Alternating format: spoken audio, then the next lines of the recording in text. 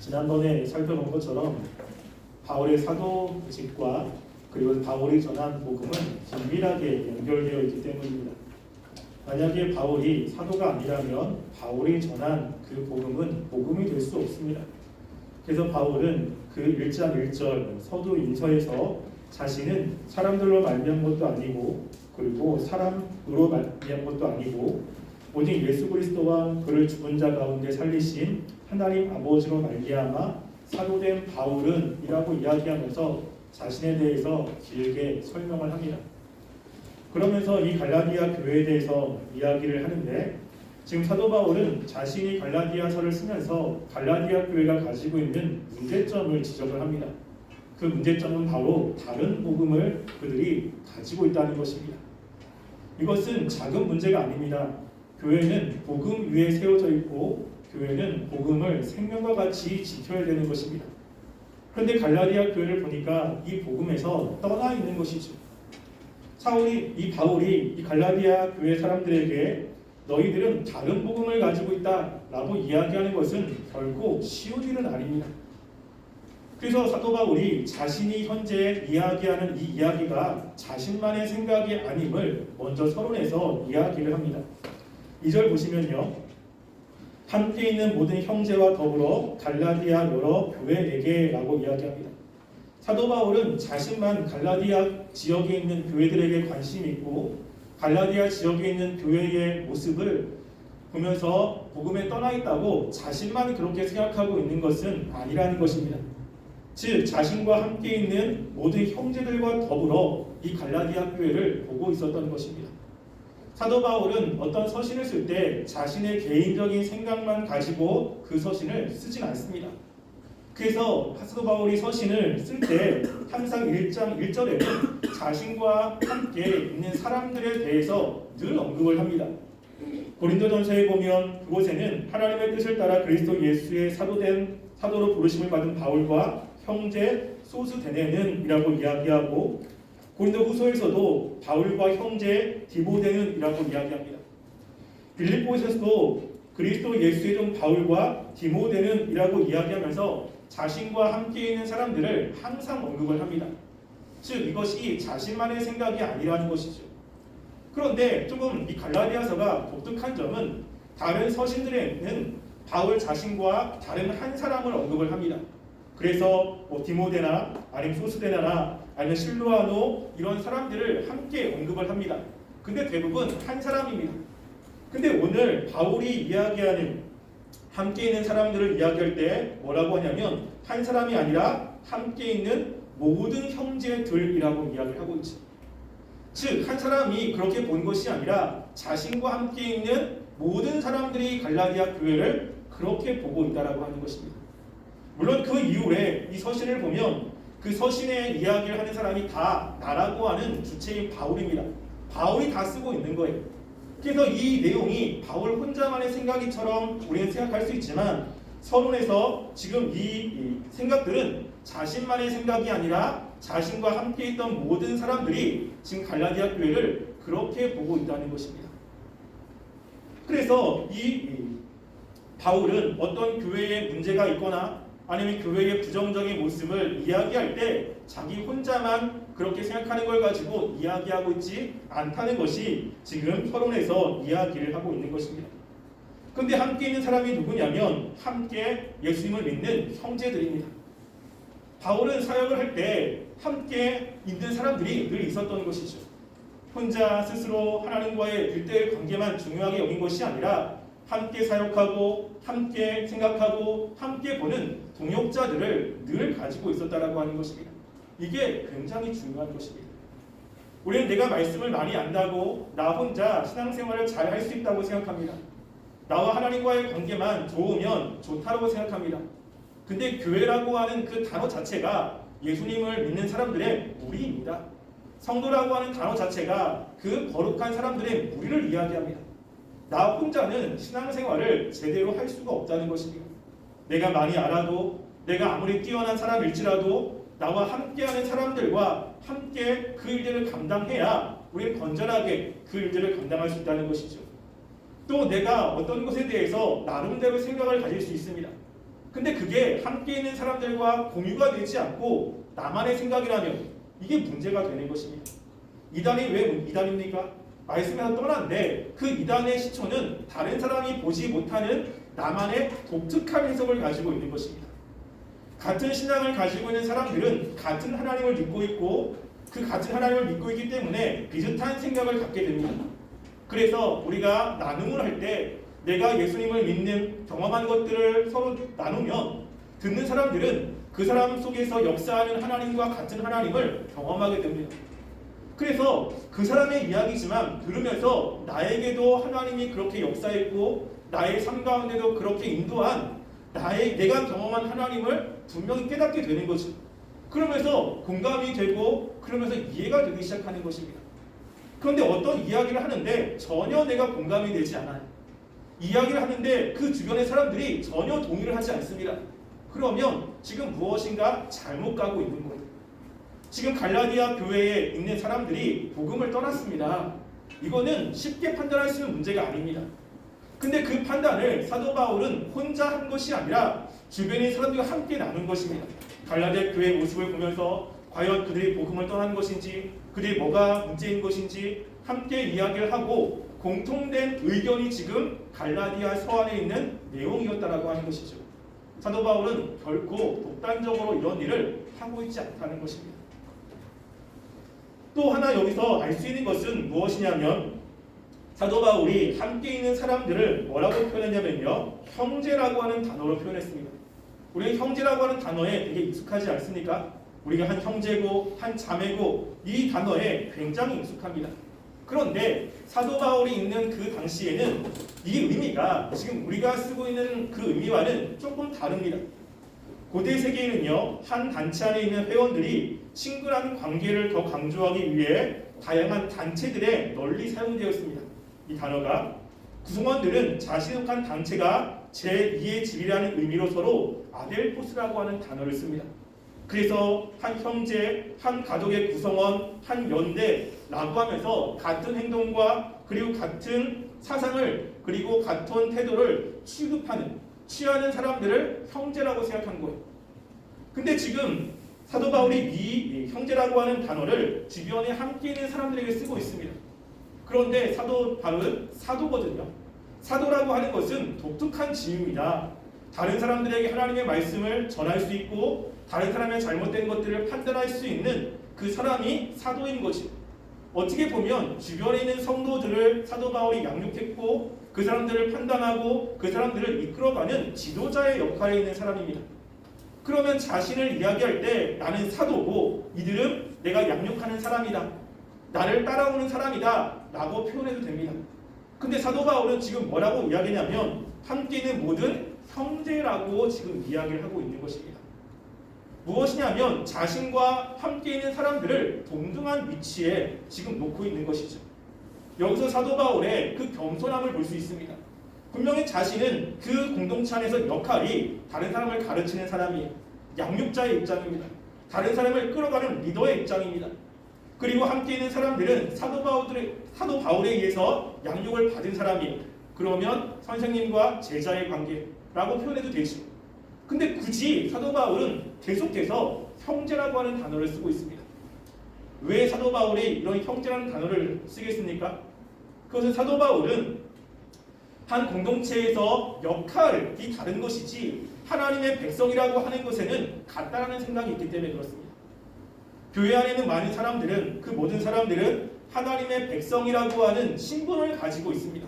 모두가 다 하나님을 아버지라고 부릅니다. 하나님을 삼촌이라고 부르는 사람은 아무도 없습니다. 다 아버지인 거예요. 같이 다 하나님을 아버지로 형제로 지금 형제로서 공동체 안에 구성되어 있습니다. 근데 그 중에 형제 가운데 하나님이 특별하게 몇몇 사람들에게 직분을 주고 있는 것입니다. 그 직분이라는 것은 그 높낮이를 이야기하는 것이 아니라 역할이 다른 것입니다. 하나님의 일을 감당할 때 다양한 일들을 감당합니다. 그렇기 때문에 하나님이 어떤 일을 추진할 때 그 역할을 다르게 하면서 그 다양한 역할들을 통해 하나님의 일을 감당하게 만든다는 것이죠. 사도 바울은 자신이 사도이지만 사도의 그런 사도직을 강조할 때는 항상 복음과 관련되어 있을 때만 강조합니다. 왜냐하면 그 복음과 관련된 그 사도직이 무너지면 복음이 무너지기 때문에 그렇습니다. 근데 복음과 관련되지 않을 때는 사도 바울은 항상 형제라는 단어를 씁니다.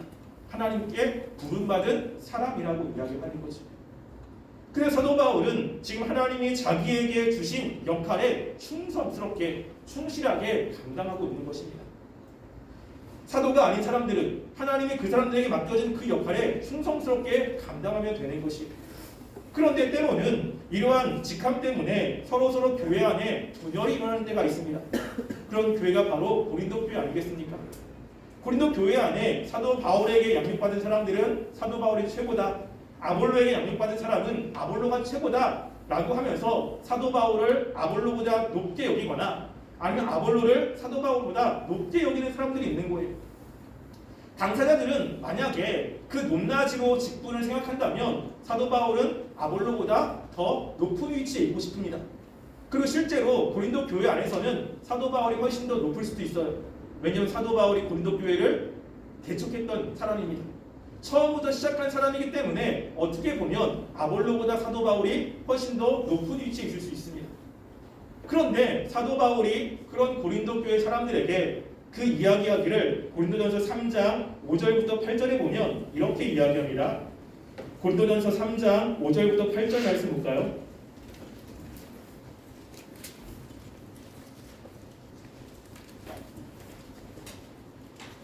고린도전서 3장 5절부터 8절 말씀 함께 읽어보겠습니다. 그런즉 아볼로는 무엇이며 바울은 무엇이냐? 그들은 주께서 각각 주신 대로 너희로 하여금 믿게 한 사역자들이니라. 나는 심었고 아볼로는 물을 주었으되 오직 하나님께서 자라나게 하셨나니 그런즉 심는 이나 물 주는 이는 아무것도 아니로되 오직 자라게 하시는 이는 하나님뿐이시라. 심는 이와 물 주는 이는 한 가지이나 각각 자기가 일한 대로 자기의 상을 받으리라. 아멘. 여기 보면 아볼로는 무엇이며 바울은 무엇이냐라고 이야기합니다. 아볼로나 바울은 아무것도 아니라는 거예요. 고린도 교회 사람들이 아볼로를 높이고 바울을 높이지만 실제로 바울과 아볼로는 그렇게 중요한 것이 아닙니다. 왜냐하면 바울과 아볼로에게 그 직분을 맡기신 분이 하나님이신 거예요. 하나님이 바울에게 그 일을, 아볼로에게 그 일을 맡기신 겁니다. 그런데 바울이 열심히 했을 때 사람들이 바울의 복음을 통해서 예수님을 믿고 교회 안에 들어와서 양육을 받고 성숙이 된다. 그것도 바울 자신의 능력이 아니라는 겁니다.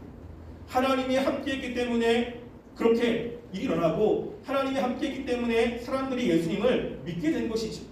바울도 그렇고 아볼로도 그렇다는 것입니다. 중요한 건 그 모든 것을 잘하게 하신 분은 하나님이라고 하는 겁니다. 바울 자신은 그냥 맡겨진 그 일에 최선을 다하는 거예요. 다른 사람보다 내가 높다라고 하는 게 아니라 하나님이 현재 나에게 부여하신 그 직분에 최선을 다하는 것입니다.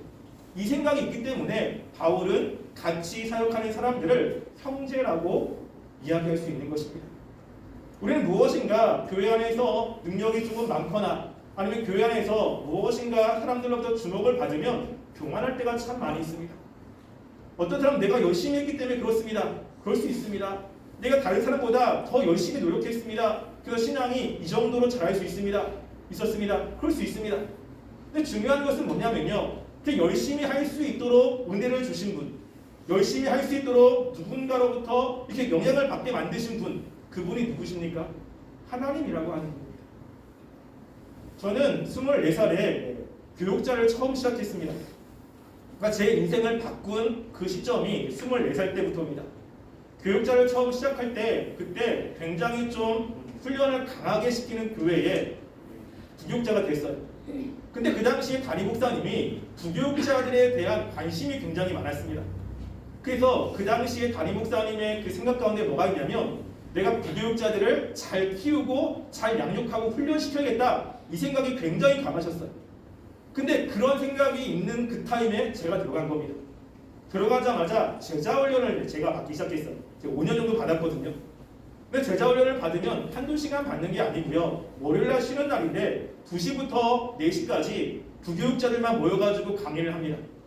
4시부터 6시까지 저녁을 먹고요. 6시부터 새벽 1시까지 다른 교회 담임 목사님들과 함께 한 5시간, 6시간을 계속 강의를 듣는 거예요. 토요일 날 저녁도 강의 듣고 계속 그렇게 5년을 합니다. 너무너무 힘든 거죠.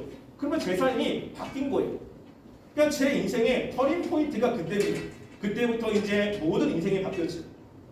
그때 생각을 하는 거예요. 그 타이밍에 그 교회에 들어가게 하신 거 하나님이거든요. 왜냐하면 저는 24살이기 때문에 그때 교육자가 된다는 꿈은 생각은 하지도 않았어요. 24살이면 어리지 않습니까? 여러분 24살이 와가지고 청년들한테 설교를 한다고 생각해 보세요. 여러분 어떻습니까? 24살이요. 그는 뭘 가르치겠습니까? 근데 그렇게 교육자가 된 것도 하나님이 저는 생각지도 못하는 방법으로 들어가는 거예요.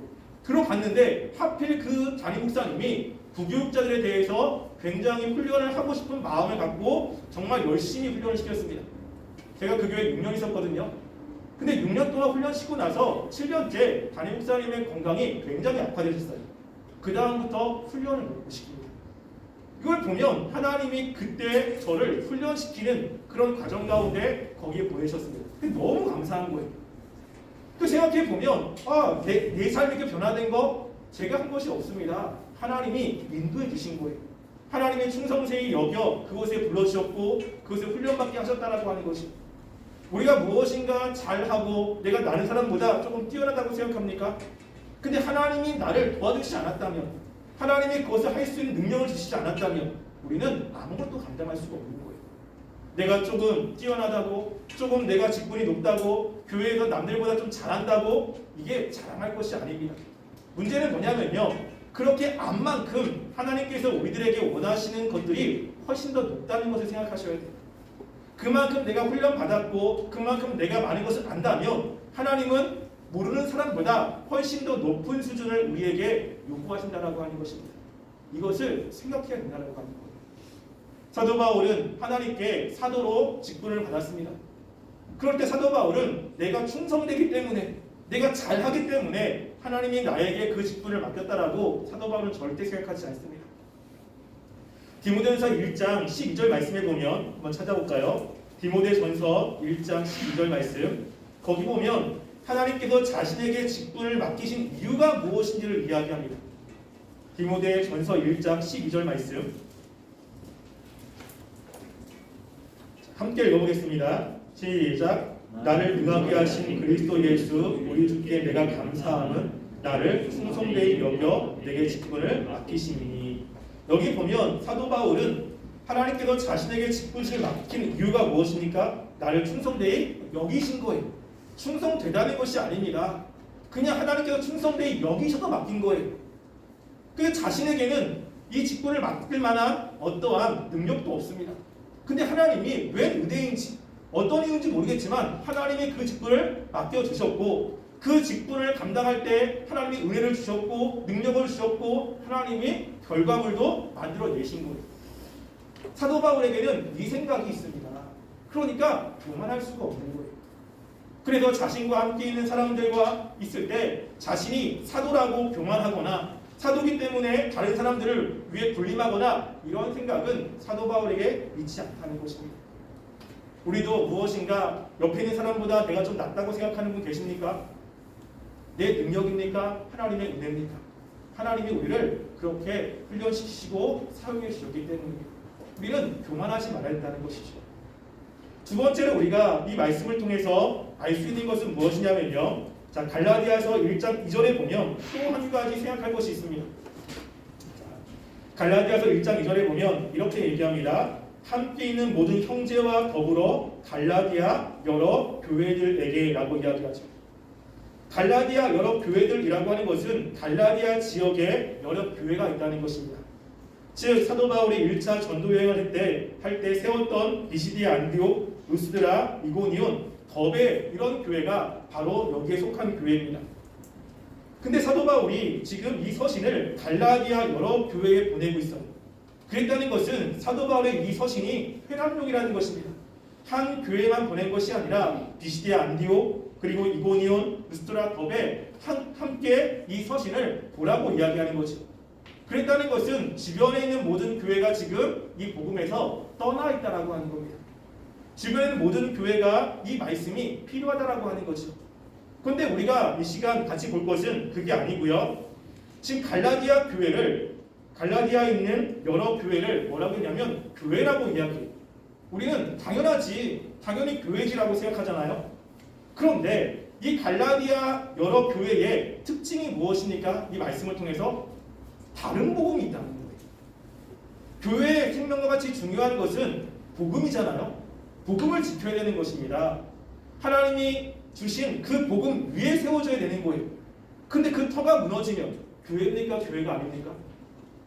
교회에서 하나님의 말씀이 아니라 다른 이야기를 해요. 교회 안에 있는 사람들이 하나님의 진리를 믿는 것이 아니라 다른 진리를 믿어요. 여러분, 그러면 그곳이 교회입니까? 교회가 아닙니까? 교회일 수가 없죠. 타락한 교회, 변질된 교회, 그곳에 하나님의 역사를 기대할 수가 없습니다. 갈라디아 교회가 지금 그런 거예요. 갈라디아 교회가 사도 바울이 전한 그 진리, 그 복음을 믿는 것이 아니라 다른 복음을 믿고 있어요. 그러면 당연히 이것이 무슨 교회예요? 교회가 아니라고 생각해야 됩니다. 하나님의 역사에 대해서 기대하지 말아야 되는 거죠. 근데 지금 여기서 뭐라고 이야기합니까? 갈라디아 여러 교회라고 이야기하고 있는 거예요. 변질은 되었지만 무엇인가 복음에서 이들이 탈선을 했지만 그럼에도 불구하고 사도 바울이 갈라디아 교회라고 이야기하는 이유가 무엇이겠습니까? 왜 지금 이 교회에 갈라디아 교회라고 사울이 명확하게 이야기를 합니까? 왜냐하면요, 그 교회에 타락하고 변질의 사람이 있지만 하나님의 복음을 믿고 있는 사람들이 그 교회 가운데 있기 때문에 그렇습니다. 전체적인 흐름은 다른 복음을 믿는 사람들이 훨씬 더 많아요. 그 다른 복음을 믿는 사람들이 주주를 이룰 수도 있습니다.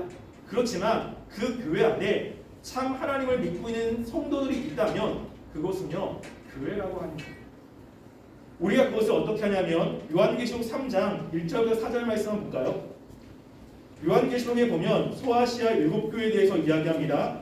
그 중에 예수님께서 칭찬하지 않는 교회 가운데 하나가 바로 사대교회죠. 사대교회. 요한계시록 3장 1절부터 4절 말씀입니다.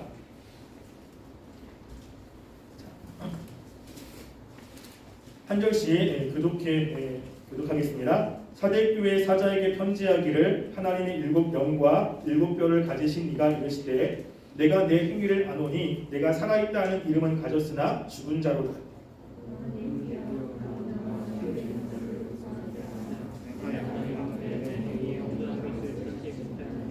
그럼 내가 어떻게 받았으며 어떻게 들었는지 생각하고 직접 회개하라.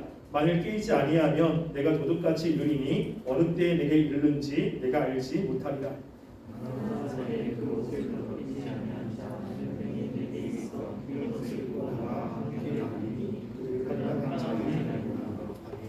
여기 사대교회의 특징이 무엇입니까? 1절에 보면 네가 살았다는 이름을 가졌으나 죽은 자로다라고 하는 거예요. 이름은 하나님을 믿는 사람들의 모임인 교회입니다. 이름은 그런데 실제 교회 안을 보면 죽은 거예요. 하나님의 역사 믿지 않습니다. 하나님의 능력을 신뢰하는 믿음 보이지 않습니다. 무엇인가 살아있다라고 하는 그런 모습이 교회 안에 하나도 없는 거예요. 그러면 교회라고 이야기할 수 없죠. 그럼 당연히 그 교회는 없어져야 되는 것입니다. 그런데 예수님께서 그 사대교회에 교회라고 이야기를 하고 그 사대교회 회개하라고 이야기를 하는 거예요.